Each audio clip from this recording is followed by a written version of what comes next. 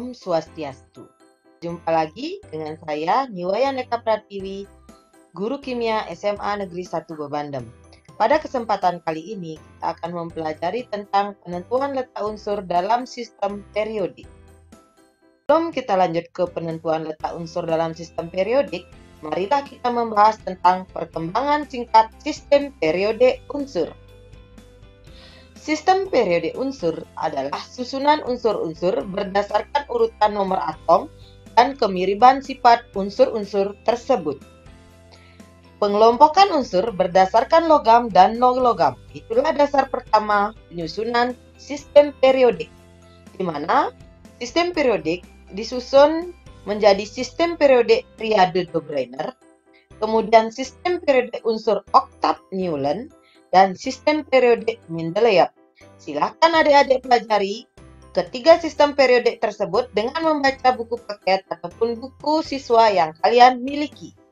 Selanjutnya, yang sekarang berlaku adalah sistem periode modern yang terdiri dari golongan dan periode. Sistem periode modern. Sistem periode modern terdiri dari golongan dan periode. Golongan dalam sistem periode modern ada 16, yaitu 8 golongan utama dan 8 golongan transisi. Kita mulai dari golongan utama. Ini adalah golongan 1A, yang disebut lebih dikenal sebagai alkali, yang terdiri dari hidrogen, litium, natrium, kalium, rubidium, cesium, dan transium.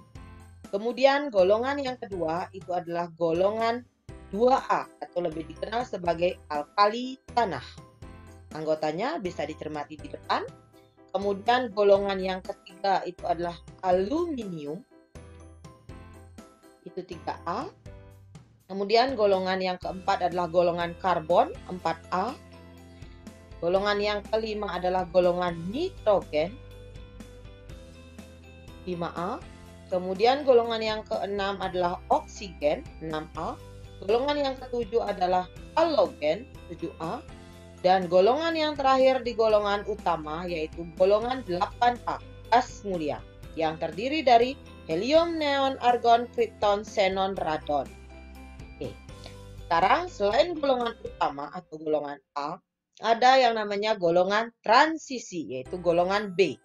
Dimulai dari 3B, kemudian 4B, 5B, 6B, 7B, 8B yang terdiri dari 3 golongan ya, golongan 8B, kemudian 1B, kemudian yang terakhir adalah golongan 2B. Jadi semuanya ada 16 golongan. Selanjutnya kita akan membahas tentang periode. Periode itu terdiri dari 7 periode. Yang pertama itu adalah periode 1 yang unsurnya terdiri dari hidrogen dan helium. Periode ini berada pada garis horizontal. Kemudian periode 2 itu unsurnya terdiri dari litium, berilium, boron, karbon, nitrogen, oksigen, fluor, dan neon. Kemudian periode ketiga, periode keempat, ini unsur-unsurnya ya. Periode kelima, itu anggotanya. Kemudian ada periode keenam. Kemudian ada periode ketujuh. Selain itu ada unsur transisi dalam, yaitu adalah lantanida dan aktinida. Nah, demikianlah sistem periodik modern. Selanjutnya, kita akan bahas bagaimana menentukan letak unsur dalam sistem periode unsur. Ternyata itu berdasarkan konfigurasi elektron. Kalian sudah belajar tentang konfigurasi elektron kan pada pertemuan sebelumnya? Masih ingat ya? Yang ini ya, di mana setiap S isinya 2, setiap P isinya 6, setiap D maksimal 10 ya. Seperti ini. Masalah pengisian konfigurasi elektron, Ibu sudah bahas pada video sebelumnya. Sekarang, sebelum kita menentukan letak unsur dalam tabel periodik, kita harus menentukan dulu kulit valensi dan elektron valensi. Bagaimana menentukannya? Ada aturan yang harus kalian ingat. Yang pertama adalah jika konfigurasi elektron berakhir di, berarti kalian harus membuat dulu konfigurasi elektronnya. Di mana konfigurasi terakhirnya? Jika dia berakhir di S, maka kulit valensi ditentukan oleh Ns. Jika berakhir di subkulit T, maka kulit valensi ditentukan oleh Ns dan Np. Jika berakhir di subkulit D, maka elektron valensi ditentukan oleh Ns N-1D. Dengan N adalah bilangan bulat 1, 2, 3, 4 yang menyatakan kulit kan? Oke, dengan N adalah nilai terbesar, N terbesar untuk aturan ini.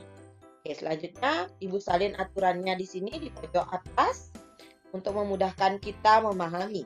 Sekarang kalian lihat litium, ada 3 elektron pada litium, berarti rumahnya adalah 1s isinya 2, 2s1. Kenapa konfigurasinya berakhir di sini? Ya, karena elektronnya cuma ada 3 kan? Berarti kan sudah 3 ya, elektron itu yang subskrip ke atas, superskrip ya ke atas, itu adalah elektron. Sedangkan angka di depan itu menyatakan kulit. Oke, kita lihat dia berakhir di S. Maka kita lihat aturannya.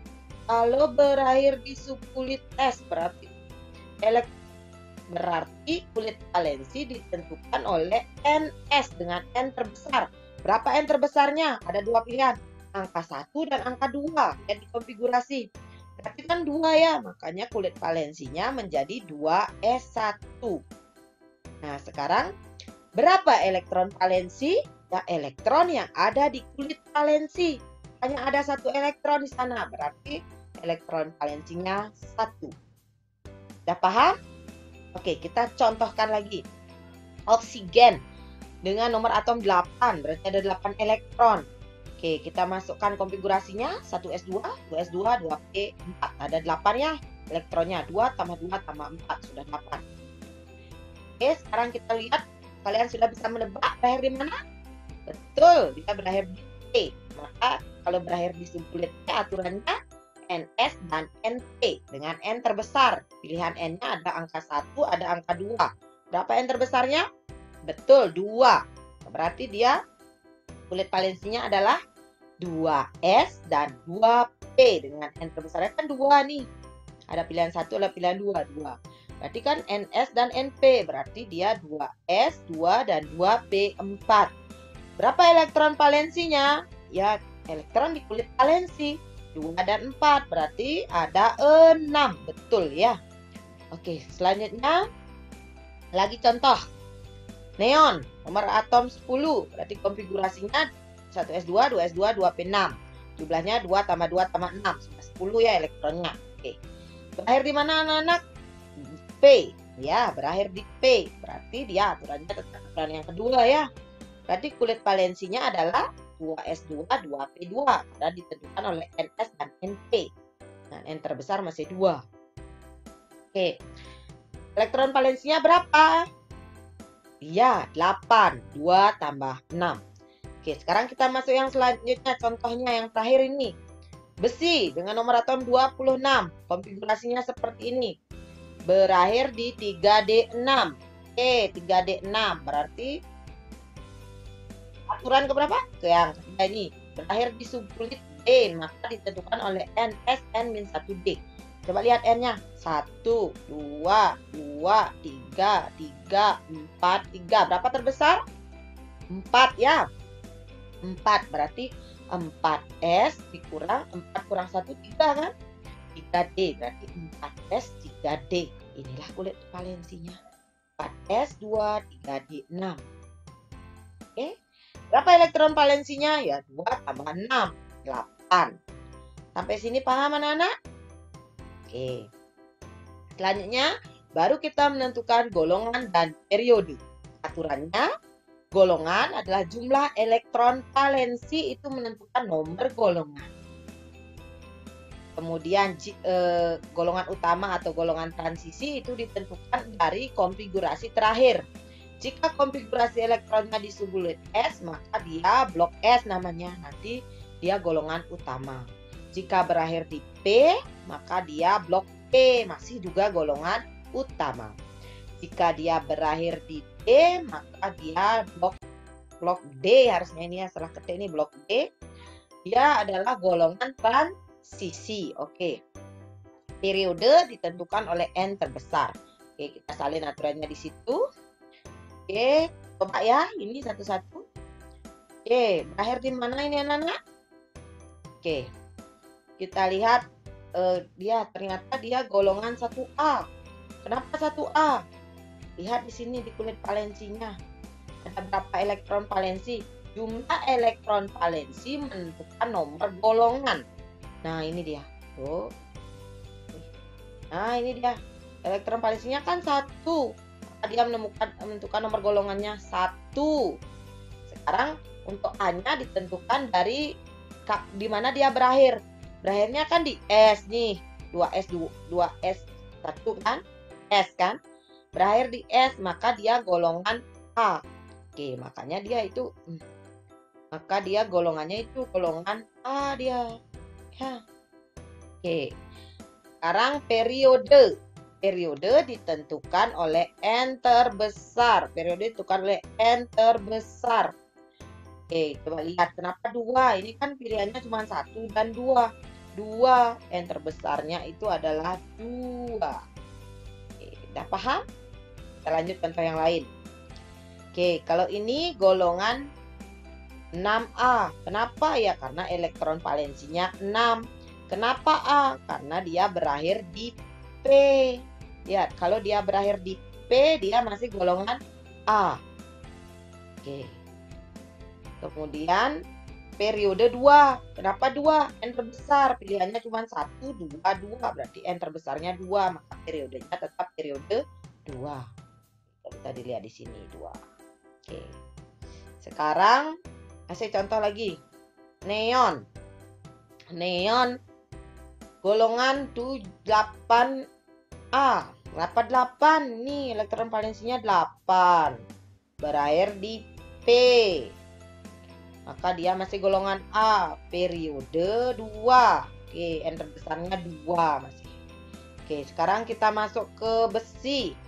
Besi golongannya 8 juga ya, karena elektron valensinya 8. Cuman dia berakhir di B. B dia.